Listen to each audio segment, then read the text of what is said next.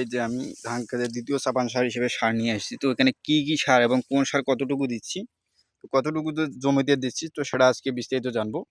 তো বন্ধুরা, যারা নতুন ভিডিও আছেন তারা অবশ্যই আমাদের চ্যানেলটি সাবস্ক্রাইব করে দেবেন এবং বিস্তারিত জানার জন্য ভিডিওটি শেষ পর্যন্ত দেখবেন। তো বন্ধুরা, এই যে দেখতেছেন এই যে সারগুলো, এখানে আছে আপনার পটাশ এবং ড্যাপ এবং ইউরিয়া। তো এই তিনটা সারে শুধু আমরা দিচ্ছি এই দ্বিতীয় চাপান সারে। এই যে জমিটা দেখতে পাচ্ছেন, আমরা এই জমিটাতে প্রয়োগ করব, এই জমিটা শুধু। তো এখানে প্রায় আমরা সার নিয়ে আসছি 15 থেকে 20 কেজির মতো। তো এখানে বস্তাতে রাখা আছে। তো এই সারগুলো আমরা কিন্তু এখন প্রয়োগ করে দেবো। তো এই সারে যে প্রয়োগ করব, তো এই সারে আপনাদের বিঘা প্রতি আপনারা কতটুকু করে প্রয়োগ করবেন দ্বিতীয় চাপান সার হিসেবে। তো এর জন্য আপনারা যতটুকু সার নেবেন, মানে ড্যাপ সার নেবেন 10 থেকে 15 কেজি, ইউরিয়া নেবেন 10 থেকে 15 কেজি এবং সাথে পটাশ দেবেন 10 কেজি। কারণ এই সারগুলো প্রয়োগ করার ফলে আপনার জমিতে কিন্তু এই সময় মানে কুশিগুলো বৃদ্ধি পাচ্ছে। তো কুশি বৃদ্ধি পাওয়ার সময় কিন্তু অতিরিক্ত খাদ্যের প্রয়োজন হয় এবং এই সময় কিন্তু গাছগুলোকে আমরা অতিরিক্ত মানে প্রয়োজনের তুলনায় প্রয়োজন মতো খাদ্য না দিলে যে কুশিগুলো আছে সেই কুশিগুলো বৃদ্ধি পাবে না, এবং কুশি বৃদ্ধি না পেলে কিন্তু পরবর্তীতে আপনার গাছের ফলন আপনার সঠিক মাত্রায় পাবেন না। এবং যদি শুধু কুশি বৃদ্ধি পায় এবং যদি আপনার খাদ্য না দেন, তাহলে কিন্তু আপনার ধান ক্ষেত সবুজ হয়ে যাবে।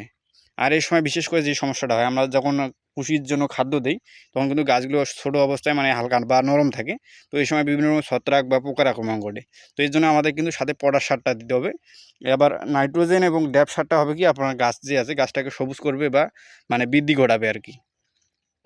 আর পটাশ সারটা দিলে হবে কি, আপনার যে ধান ক্ষেতটা আছে, ধান ক্ষেতের একটা শিকড়টা বৃদ্ধি পাবে। শিকড় বৃদ্ধি পাওয়ার ফলে আপনার গাছ শক্ত থাকবে, মজবুত থাকবে।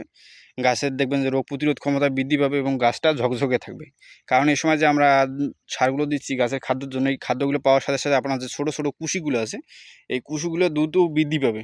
বৃদ্ধি পাবে বলে দ্রুত বড় হয়ে উঠবে এবং পাতাগুলো অনেকগুলো বেড়ে যাবে। দেখবেন যে আপনার জমিতে আর রোদ প্রবেশ করতে পারতেছে না। রোদ প্রবেশ না করলে কিন্তু আপনার জমিতে দেখবেন যে পচন রোগটা বা পোকার আক্রমণটা বেশি করবে। তো এই কারণে আপনার সাথে পটাশ সারটা দিয়ে দিবেন।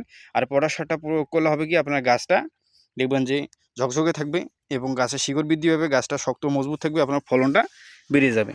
তো বন্ধুরা, দ্বিতীয় চাপান সার হিসেবে অবশ্যই আপনারা এই পটাশ সারটার সাথে প্রয়োগ করবেন এবং ড্যাপ সার, ইউরিয়া এই তিনটাই একসাথে প্রয়োগ করবেন। তাহলে আপনার গাছের পর্যাপ্ত খাদ্য মানে প্রয়োজন অনুযায়ী খাদ্যটা গ্রহণ করে নেবে এবং গাছের যে কুশিগুলো আছে সেগুলো তাড়াতাড়ি বেড়ে উঠবে এবং সমানভাবে বেড়ে ওঠার ফলে আপনারা দেখবেন যে শীষগুলো যখন বের হবে, সব শীষ একসাথে বের হচ্ছে এবং শীষ একসাথে বের হলে আপনারা জানেন কিন্তু ফলন কিন্তু আপনারা সমানভাবে আপনারা পাবেন, মানে আশানুরূপ ফলনটা আপনারা পাবেন। তো এর জন্য আপনাকে গাছে পর্যাপ্ত খাদ্য দিতে হবে এবং রোগ প্রতিরোধ ক্ষমতা বৃদ্ধি করতে হবে। তো বন্ধুরা, অবশ্যই আপনারাও দ্বিতীয় চাপান সার হিসাবে পরিমাণ মতো সার দেওয়ার চেষ্টা করবেন।